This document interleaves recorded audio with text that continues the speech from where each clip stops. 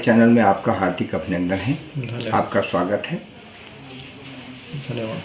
बीते जा रहे साल और नए आने वाले साल के बारे में आप क्षेत्रवासियों को क्या संदेश देना चाहेंगे?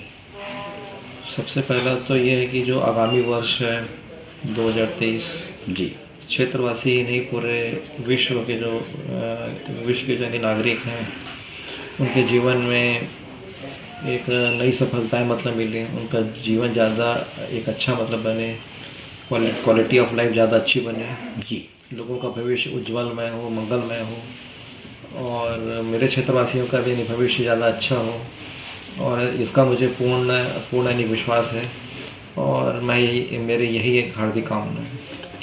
जी।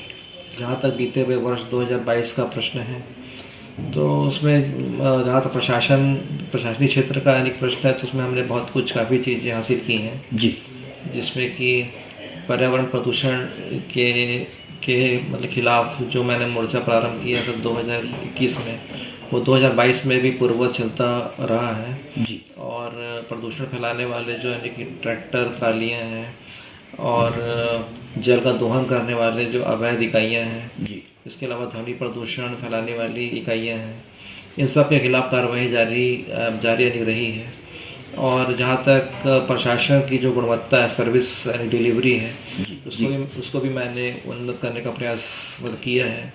सर्टिफिकेट की जो पेंडेंसी है वो मैंने देखी है कि चाहे वो तहसीलदार ऑफिस में हो, चाहे वो मेरे स्तर पे हो, वो पेंडेंसी ज़्यादा नहीं रहे, लोगों को 3-4 दिन के अंदर में उनके जो है सर्टिफिकेट बन करके मतलब मैंने मिल जाए।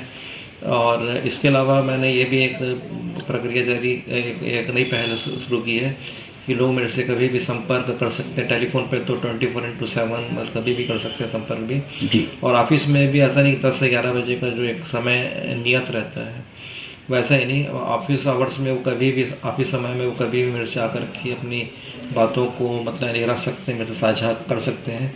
और वो मेरे अगर अख्तियार में अगर होगा, मेरे अधिकार क्षेत्र में मतलब नहीं होगा, तो मैं उनको मतलब हल करने का प्रयास मतलब नहीं करूँगा। तो ये कुछ इस प्रकार की मतलब एक चीज़ें थी। पर्यावरण प्रदूषण था, प्रशासनिक क्षेत्र में मतलब लोगों को ज़्यादा सहूलियतें मतलब प्राप्त हो, तो इन दोनों क्षेत्रों में हमने कुछ काफ़ी उल्लेखनीय सफलताएं अर्जित की हैं। जो जहाँ तक 2020 के जो है दंगे हुए थे यहाँ पर, जी, जी, उसमें लगभग 991 लोगों को एक मुआवजा और एक्स ग्रेशिया दिया गया था, मतलब सैंक्शन हो गया था। उसमें से 20 लोगों का कुछ पैसा देना बचा था, कुछ मामूली टेक्निकल कारणों की वजह से। तो वो जो है हमने वो 20 लोगों को पूरा पैसा उनका दिला दिया है, 18,07,263 रुपये है। इसके अलावा जो ये भयानक बीमारी आई थी, पैंडेमिक जो आया था कोविड का, तो उसमें हमारे जो मतलब क्षेत्र से मतलब करावल नगर से 453 लोगों को मुख्यमंत्री परिवार आर्थिक सहायता योजना के तहत 50,000 रुपये की जो धनराशि है, और जो DDRF के तहत जो 50,000 रुपये था, वो उनको पेमेंट कराई जा चुकी है। पिछले वर्ष जो असमय बारिश हुई थी अक्टूबर में, उसमें भी सभी 37 जो मुक्तभोगी मतलब किसान थे, उनको भी जो सरकारी नियमों के हिसाब से जो कंपनसेशन उनका बनता है, तो उसका भी पेमेंट कर दिया गया है। तो ये कुछ चीज़ें ऐसी हैं जो कि मैं मानता हूँ कि मतलब कि उल्लेखनीय रही हैं 2022 में, जी, जी, जो कि बताने योग्य है। सर, अभी आपने जो है बीमारी की बात की, कोरोना की, और अभी आगे भी हमें लग रहा है कि जैसे उम्मीद करता हूँ कि ना हो, लेकिन ऐसा लग रहा है कि ये बढ़ने की शुरुआत के दौर में है। क्या कहना चाहेंगे इसमें? कम से कम क्षेत्रवासियों को सुरक्षा के मद्देनजर क्या संदेश देना चाहेंगे? जिनका टीका नहीं लगा है जी, वो लगवा लें अभी भी, और प्रिकॉशनरी डोज जिनकी ड्यू है वो ज़रूर लगवा लें। टीके से ज़्यादा अच्छा कोई सुरक्षात्मक उपाय यानी नहीं है। लोग अपना इसके बारे में भय छोड़ दें, और जिनके जो भी थोड़े बहुत जो लोग हैं उनके मन में जो भी शंकाएं हैं, कुशंकाएं हैं, वो उनको त्याग दें। मैंने खुद टीका नहीं लगवाया है, तीनों मैंने मतलब फर्स्ट डोज, सेकंड डोज और जो प्रिकॉशनरी डोज है सभी डोज लगवाई। कोई इससे नुकसान नहीं होता, फ़ायदा ही होता है, और यही एक रामबाण इसका एक यानी कि इलाज है। उसके अलावा अब जो है कोविड अप्रोप्रिएट यानी कि बिहेवियर है, जैसे गवर्नमेंट ने कहा है कि भीड़ भाड़ वाली जगहों पे जाने से यानी कि बचें थोड़ा, और मास्क लगा करके यानी रखें। वैसे मैंने खुद अभी कुछ समय पहले ही मास्क यानी उतारा है इंटरव्यू से पहले ही। जी जी जी। तो ये मास्क लगा करके यानी कि मतलब नहीं रखें, और भीड़ भाड़ वाली जगहों पे जाने से थोड़ा सा नहीं बचें, थोड़ा सा कुछ समय के लिए थोड़ा सा भी इससे थोड़ा बचें। तो यही हम पूरे मतलब देश के लिए और पूरे क्षेत्र के लिए ही सबसे भी हितकारी होगा, क्योंकि सुरक्षा ही बचाव है। बचाव है जी। अब मैं ये भी बताना चाहूँगा कि मैंने एक और पहल प्रारंभ की है। वो ये है कि हफ्ते के जो सभी कार्यकारी जो अनेक दिन होते हैं, सभी दिवसों पर रेवेन्यू केसेस की सुनवाई करना बिना किसी मतलब नागे के। पिछले एक वर्ष में मैंने लगभग 80 से 85 रेवेन्यू केसेस मैंने अभी सॉल्व किए हैं, जबकि उससे पहले जो है सभी एसडीएम ने मिल करके लगभग 62 केस सॉल्व किए थे। तो मैंने एक वर्ष 15 महीने की जो अवधि हुई है, उसमें मैंने लगभग 80 से 85 केस जो है उसका मैंने फैसला नहीं सुनाया है।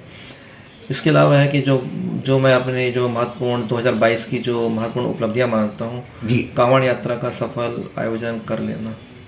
लोगों को कोई मतलब ज़्यादा तकलीफ इसमें नहीं हुई, या तकलीफ मतलब यानी कि हुई ही नहीं। सरकार की तरफ से जो भी उनके लिए कैंप लगाए गए थे, वहाँ पर अच्छा यानी कि अरेंजमेंट था।